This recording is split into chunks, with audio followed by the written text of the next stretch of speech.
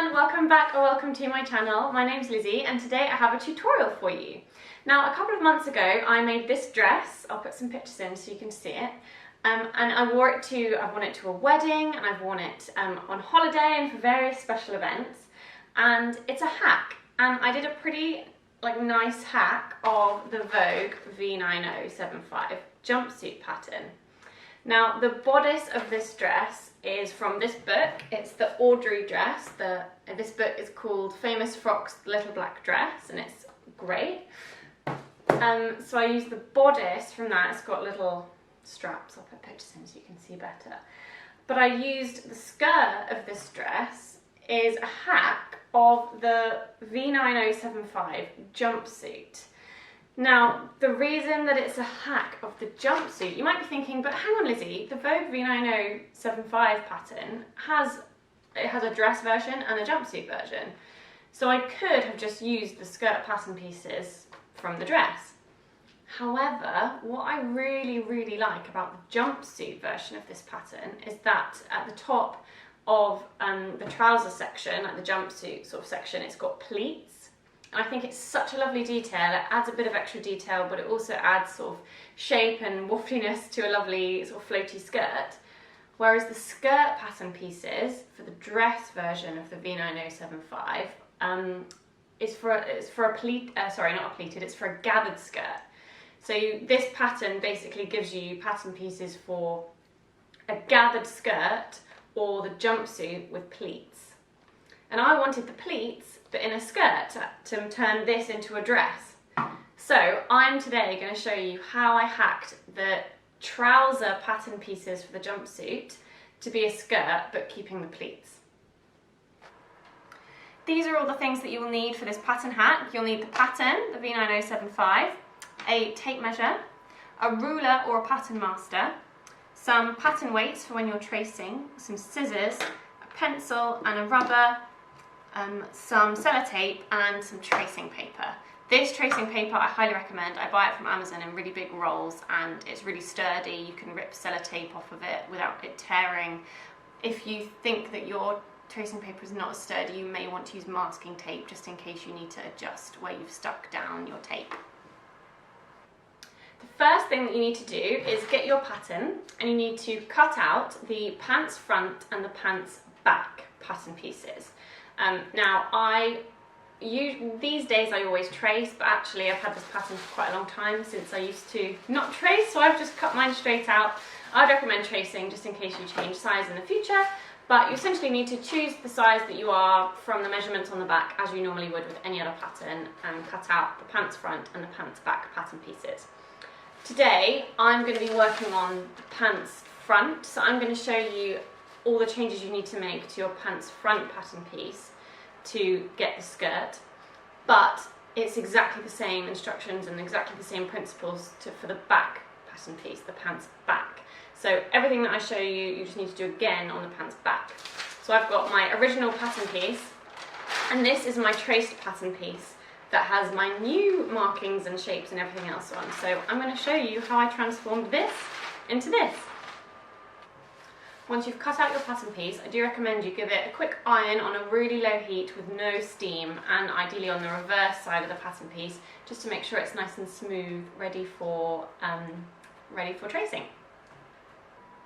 Once your pattern piece is cut out and ironed, you need to trace the entire pattern piece apart from this section here. So you need to trace the bottom edge, you need to trace the side seam edge here, everything along the top, all the markings in the middle, but do not yet trace this curve here. So this is the crotch curve, and it's got a marking here saying centre front, and so also don't trace this line yet. If you do, it doesn't matter, it's just we're not going to be using that section of the pattern piece.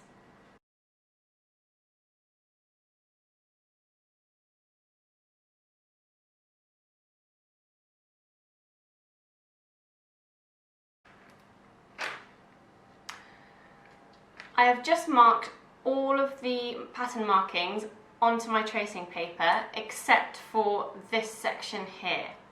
So this section is obviously usually the crotch section that goes underneath your legs, but if we're making a skirt we don't need this section.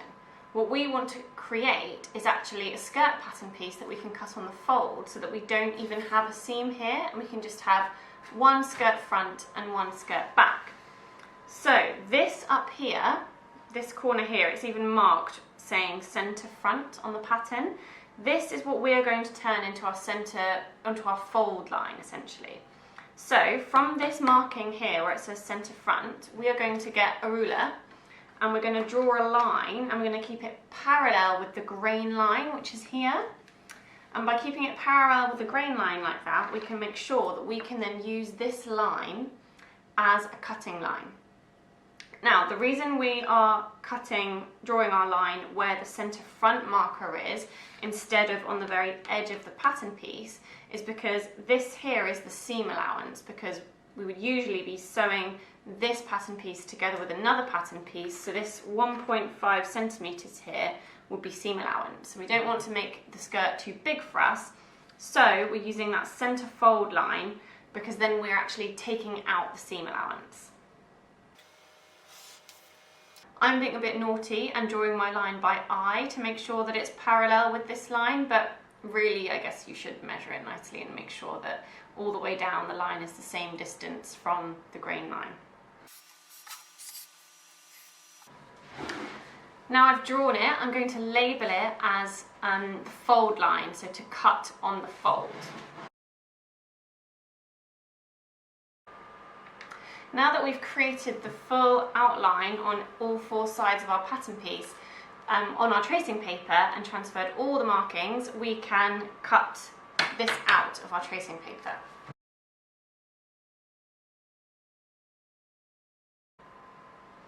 You can now see the different shapes of our two pattern pieces. So this whole section that would be sort of in the crotch in between our legs, creating the trousers, has been removed, and we've just got a nice straight centre front.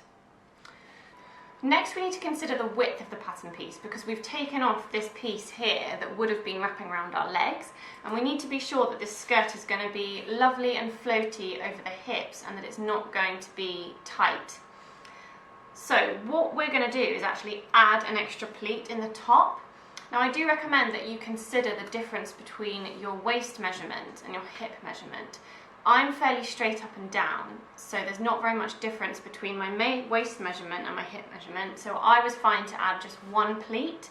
If you're very much an hourglass or a pear shape, you might want to add several extra pleats just to make sure you've got lots of volume in the skirt around your hips.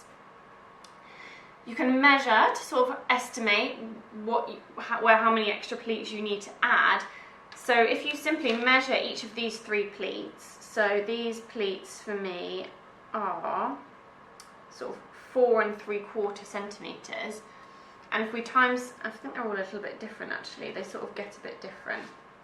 Okay, I'm going to use fake numbers to make it easier for me, but if each pleat is 5 centimetres, then that's 3 times 5 is 15 centimetres. That's 15 centimetres is being taken off this waistline here. So if you measure this pattern piece, take off your seam allowance at the side, which is 1.5 centimetres, and take off your 15 centimetres for your pleats, and that will tell you how wide, like 1/2 of the skirt is going to be, because we're cutting on the fold. And if you do that again, sort of lower down, sort of at the hips, deducting seam allowance, deducting the width of the pleats, then you can get an idea of how much fabric is actually going to be stretched across your hip. Obviously make sure you remember that this is on the fold, so this measurement here is just 1/2 of the pattern front. So I'm going to add one pleat. If you'd like your skirt to be extra voluminous with extra fabric and extra drape and extra swish, then you can add as many pleats as you like, but I'm adding one extra to give 4 pleats. I've chosen to add my pleat at this side of the pattern piece. So this is the side seam, and this is our fold line, so this is where the centre of our skirt is going to be. Now I've just chosen to do that because I've got a bit more space on the pattern to play with here, but you could easily add it on this side if you wanted to. Having this piece here with no pleat gives you sort of a small panel at the front of the skirt where there's no pleats. I can show you on this one potentially, although it's quite hard to see in this fabric. So this is the front of the dress, and between here and here there's no pleats. There's sort of a flat section, and then the pleats start. Any of you who are a little bit conscious of your tummies and don't want too much bulk on the tummy, you might quite like that. I'm sorry, this is really difficult to see. But basically this is just a flat piece of fabric, and then the pleats start from here. So if you were to add a pleat on the centre fold side, you would be sort of getting rid of that flat panel, and you could create pleats all the way around. I like that flat panel in the middle of the skirt, so I'm going to add my pleat on this side. What I'm going to do is I'm going to measure what the distance is between these existing pleats. So this, between these two, it's 2.5 centimetres, 2.5 centimetres. So I'm going to leave another 2.5 centimetre gap to be consistent. So from the edge of the outermost pleat, I'm going to measure 2.5 centimetres and make a little mark. And I'm going to do that, a couple of little marks down the length of the pleat. I then need to get my ruler. I've drawn this line here to be the same length as the other pleats, but actually we need to cut this pattern piece wide open. So again, keeping parallel to the grain line, which is here. I hope you can see, because I've drawn in pencil, but I hope you can see these pattern markings. I'm going to take my ruler and carry this line on all the way down the pattern piece, staying parallel to the grain line.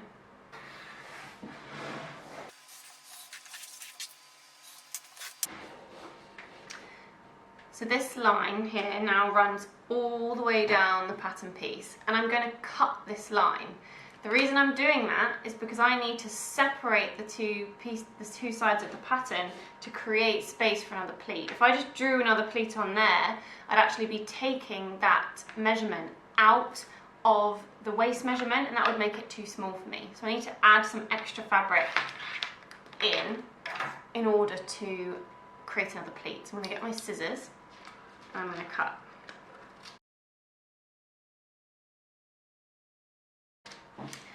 I've put my pattern pieces on my cutting mat in the hope that you can see them a bit better. I think that gives you a nicer contrast, doesn't it?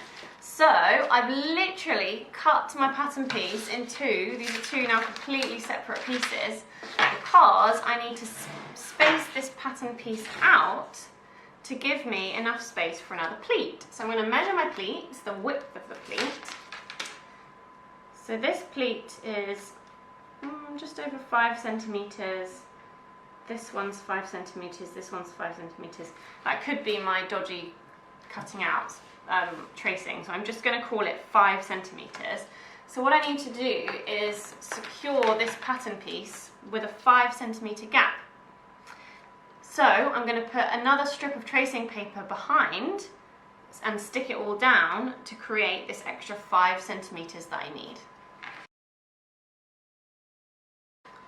So I've got a scrap piece of tracing paper here, which I think should be just about the right size.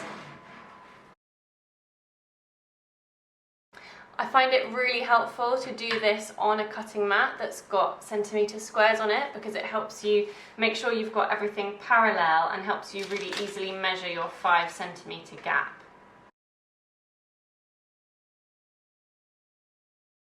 You may find it easier to stick it down on one side and then line up the second side, which is what I'm going to do.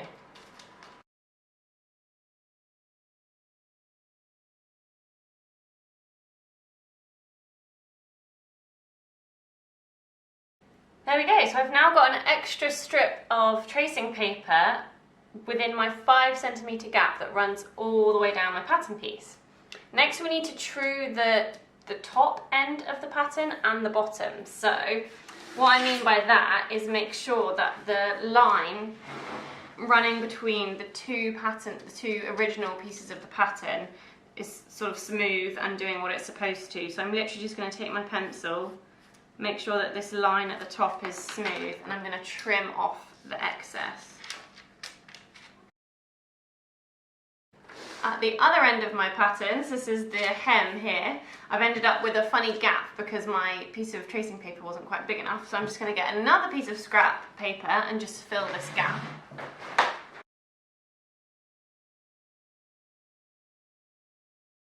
Again, I need to just true this edge, so I'm just going to draw a curve to make sure that the curve from this side continues onto this side. So it's a nice smooth edge. And then trim it.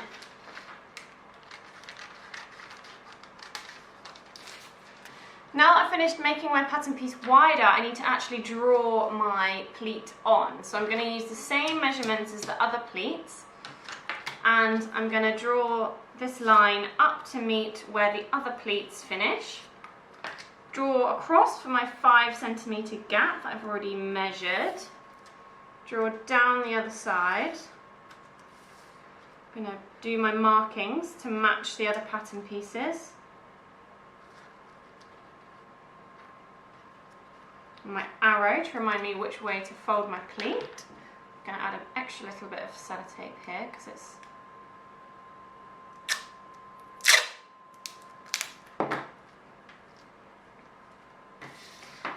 and there we have it. That's how you add an extra pleat. If you wanted to add even more pleats, you literally just do the same thing again. So again, I'd measure this, I'd leave this 2.5 centimetre gap between the pleats, cut a straight line down here, and then you've got space to add another pleat. There you have it. This is your finished pattern piece. So literally, it's so simple. All you've done is cut off the piece that goes under your leg down here to create a centre fold, and we've then added in an extra 5 centimetres within our pattern piece to add an extra pleat. It's super simple. If you want to, you can now use the lengthening and shortening line that comes on the pattern and lengthen and shorten it as usual, just as you would any other pattern. So if you're going to lengthen it, you'd cut the pattern open here, spread it apart and put another piece of tissue paper, not tissue paper, what's it called? Tracing paper to create that gap, or you do the opposite if you want to make it shorter. So you cut this open, overlap your pattern pieces and true the edges.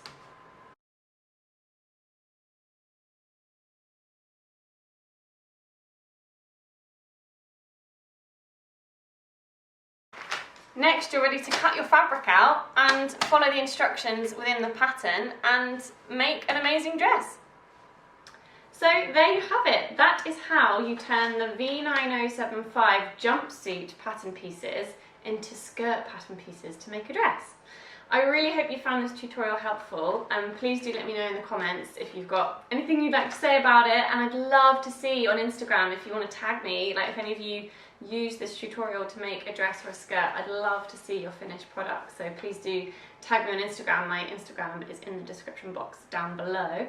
And yeah, give this video a thumbs up if you enjoyed it, subscribe if you'd like to see more of my videos, and I'll see you next time. Bye!